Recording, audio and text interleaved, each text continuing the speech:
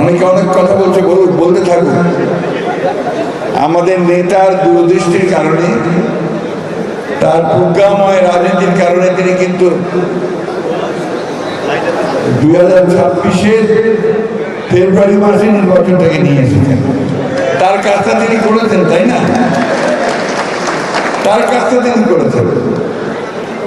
এখন আমাদের কাজ হচ্ছে এই নির্বাচনটা যেন সুষ্ঠুভাবে সম্পাদিত হয়, আমরা যেন এটাকে সুষ্ঠুভাবে শেষ করতে পারি। আমাদের দিকে আঙুল তুলে কেউ দেখিয়ে বলতে না পারি যে আমরা আওয়ামী লীগের মধ্যে জোর করে নিয়ে গেছি, এটা যেন কেউ বলতে না পারে। This is very important. এটা অত্যন্ত জরুরি কথা, কারণ আমরা বড় দল, এখন আওয়ামী লীগ নেই। আমাদেরকেই সেই দায়িত্ব পালন করতে হবে। একটা সম্পূর্ণ নিরপেক্ষ সুষ্ঠু নির্বাচন যেন হয়, তার জন্য আমাদেরকে কাজ করতে হবে।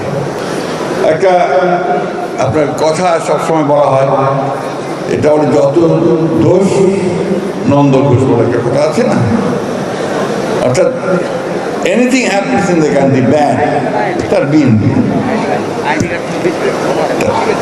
তাই বলে না।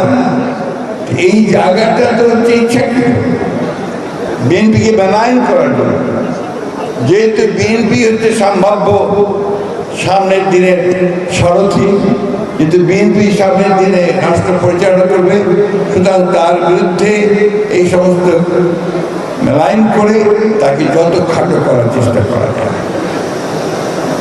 প্রিয় সহকর্মীবৃন্দ, আমরা একসাথে 15 বছর লড়াই করেছি, একসাথে আমরা জেলে থেকেছি, কারাগারে থেকেছি।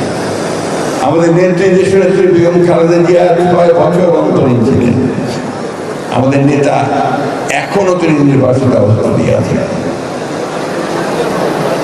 আমাদের এমন একটা পরিবার নেই যে আমরা এফেক্টেড হইনি।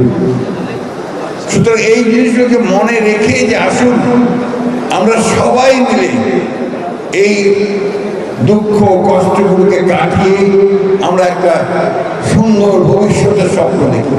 আমরা যদি জনগণের মন জয় করতে পারি, তাদের যদি উইন ওভার করতে পারি, তাদের নির্বাচনে আমরা যদি আমাদের পক্ষে নিয়ে আসতে পারি, তারা আমাদের সরকার তার হিসাবে নেতৃত্ব যদি গঠন করতে পারি, তারা ওনার যে স্বপ্ন, যে কাজটি উনি করছেন, আমাদের যে 30 দফা উনি করছেন, সে 31 দফা বাস্তবায়িত হলে আমরা তাদের মুখে হাসি করতে পারবো।